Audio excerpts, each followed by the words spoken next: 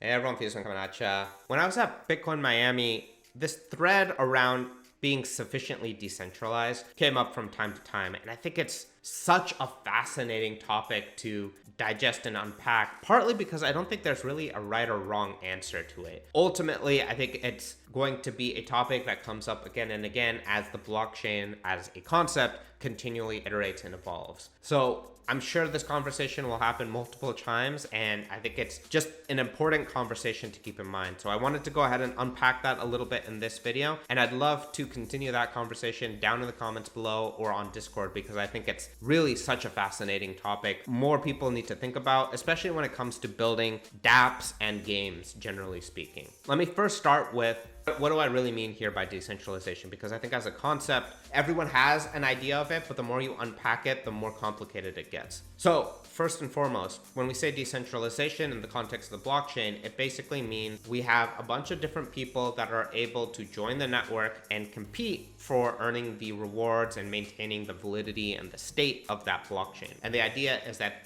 all the people that join are separate entities and they're all competing together, and that competition ultimately is what allows the blockchain itself to remain fault tolerant, more secure, and reliable as a result of having more people contributing to. But if we unpack that a little bit more, what exactly does it mean for people to be treated independently? Is it just the fact that my ownership of a computer is different from your ownership?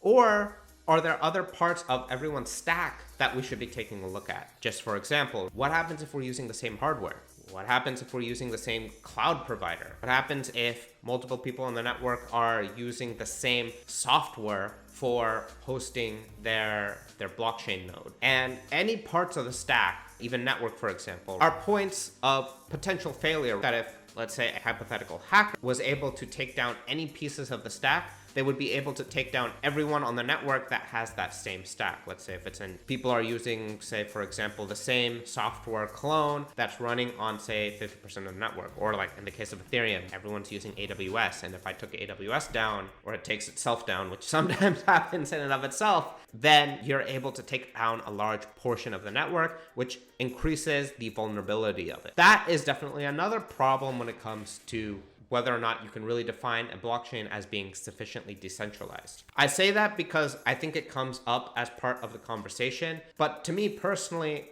I really actually don't think it matters too much. If you asked me personally when it comes to the end user experience, ultimately users and players when it comes to games, they don't care. And fundamentally, what a player and an end user is looking for is ease of use and the cheapest possible option. And that's where I think that the conundrum of like, what does it mean to be sufficiently decentralized really becomes interesting. Is you have on the one hand, adding more nodes to a network, adding more competition to a network, which increases the security, it increases the reliability, it increases the fault tolerance. It also increases the resistance to being regulated extremely. If you look at Ethereum, one of the reasons I think the SEC hasn't really gone too heavily after it is there's no centralized point that they can attach and latch on. Vitalik really doesn't count here, where they can go after a person and then basically claim that the network is down. Same with Bitcoin. A lot of other projects suffer from that proponent where you can go after a few select nodes and you hit all of them, the network is down. The flip side of being overly decentralized, the opposite, which you see with a lot of blockchains like say Polygon or Binance or Solana,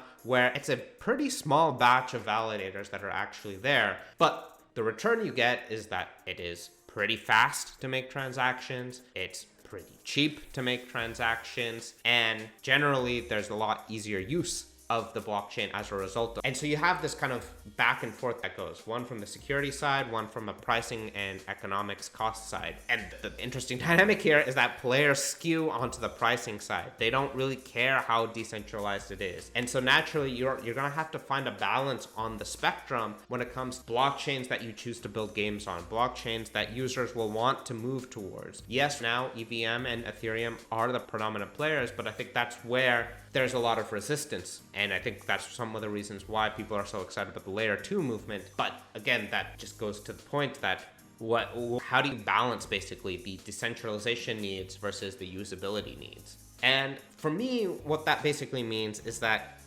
given that players skew towards the actual ease of use side of things, I think when you're looking at building games and building out metaverses and VR and AR and all of that stuff, as developers, as designers, as producers, you need to ultimately focus on what are the core strengths of the blockchain where a player will want to use this, maybe pay a premium for it so that everything is still secure and priced affordably, while at the same time recognizing that parts of your stack are inevitably going to be centralized. Whether it is the standalone game that you're developing, whether that's the backend infrastructure that supports the multiplayer network for your game, those components are going to be centralized. Yes, you could theoretically build them decentralized, but that's not how things are built out today. We could move to a future where that happens, but I think it's quite some time for the whole stack to ultimately get decentralized. So kind of given that, we got to take the benefits of the blockchain and that decentralization, trying to minimize the costs there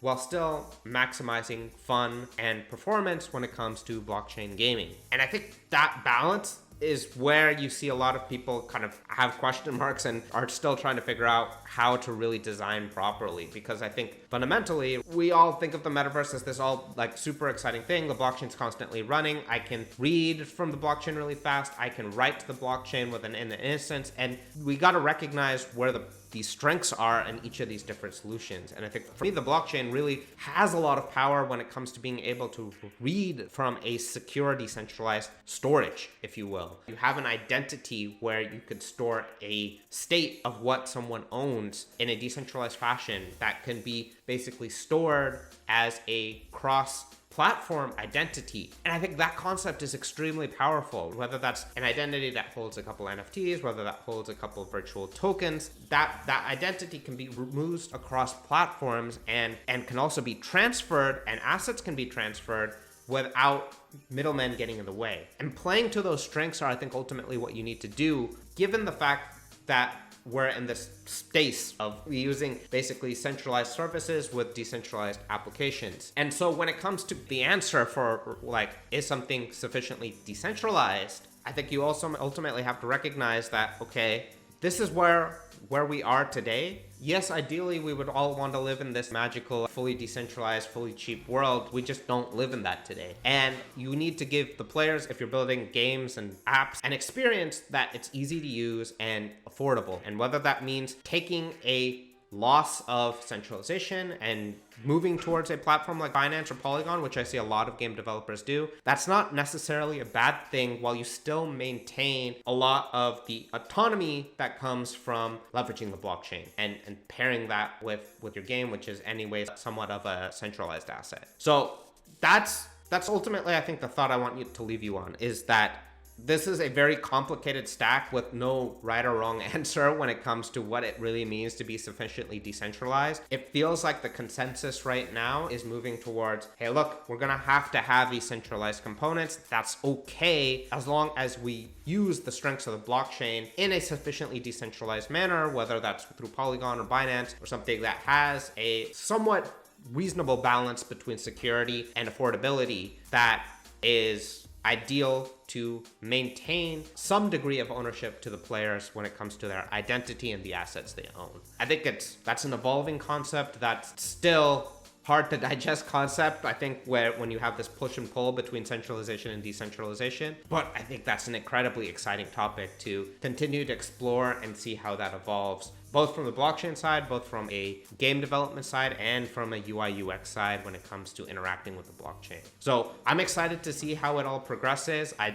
again, would love to hear people's thoughts, opinions on ultimately what does it mean to be sufficiently decentralized down in the comments below. But I'm going to wrap that thought up here for now. So hopefully you found this video somewhat tangible and digestible, even if it was a little bit rambly at times, but I did want to at least document some of my thought processes when it comes to this, I think, really hard question to dive into. So I'll leave that here for now. Thanks so much for watching, and I'll catch you in the next one. It's been FusedVR, and I'm signing out.